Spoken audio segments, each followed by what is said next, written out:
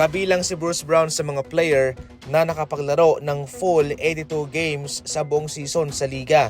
Pero somehow, pinaliwanag mismo ng NBA na hindi siya eligible para sa mga NBA awards. Hindi nangangahulugan mga idol na kung ikaw ay nakapaglaro ng 82 games, which is lagpas 65 game, ay okay ka na.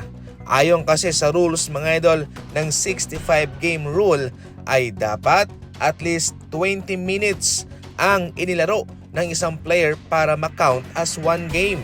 At considering na itong si Bruce Brown ay maraming mga laban in which hindi umabot sa 20 minutos ang kanyang playing time, ay hindi po siya umabot ng at least 65 game man lang kahit na siya ay umabot ng full 82 games. Kaya definitely kung mayroon mang matatanggap na award sana itong si Bruce Brown ay hindi niya po ito matatanggap. Hindi siya eligible.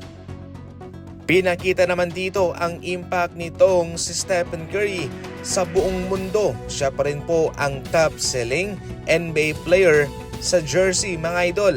Alos kada season si Stephen Curry ang number 1. Pinangungunahan niya ang sales sa mga jersey. Ito ang full list to top 15 mga idol.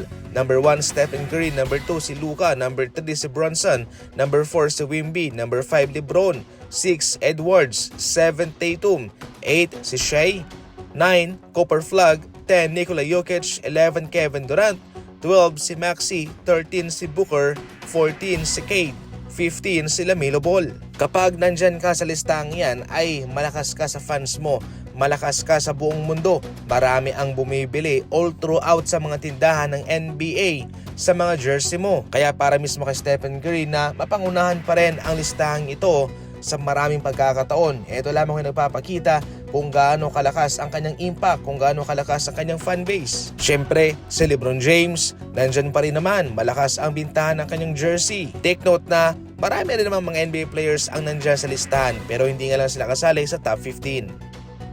Kung sa ating huling update ay posibleng makabalik si Luka Doncic sa Game 2, Game 3, Game 4. Itong si Reeves naman ay posibleng mamiss ang buong first round ng kanilang laban.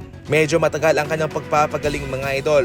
Mas advanced lang kasi si Luka sapagkat doon siya nag-seek ng treatment sa Europa at mas high-tech ang gamutan. Itong kay Reeves kasi ay hindi ito nangangailangan ng ganong gamutan. At kaya ang kailangan lang ay ang tradisyonal na pahinga para sa kanyang rib contusion. Kaya medyo matagal ang recovery nito at kailangan po maghintay ng Lakers ng medyo matagal na panahon. Ayon pa mismo kay Shams, posible ito makabalik sa unang linggo ng Mayo. Depende sa kung ano ang ebaluasyon ng kanyang katawan. So far, kung pwede na makabalik si Luka at kung walang ribs, walang problema yan. Ang mahalaga ay makakatulong na si Luka.